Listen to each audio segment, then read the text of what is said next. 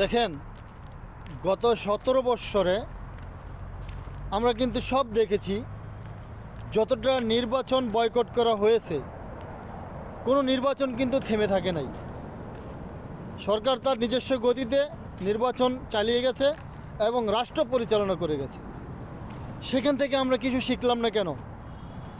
এখন এই জনগণের সরকার আমলে একটি সুস্থ নিরপেক্ষ নির্বাচন হওয়ার পরেও বিরোধী দল যেই ইলেকশন মেনে নিয়েছে,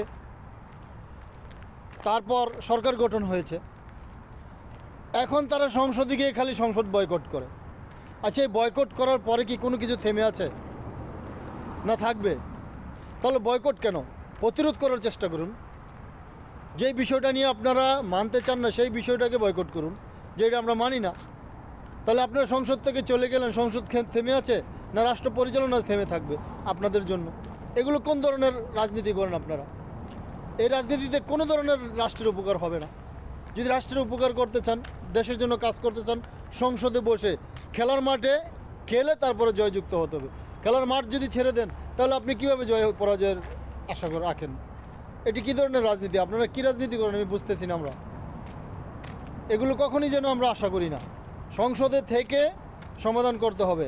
আর কথায় কথায় সরকার পতন, এগুলো কোনো রাজনৈতিক পরিবেশ হতে পারে না। যেহেতু সরকার গঠন হয়ে গেছে, এটা পতন হওয়া কোনো খেলা না, জোলাপাতির খেলা না।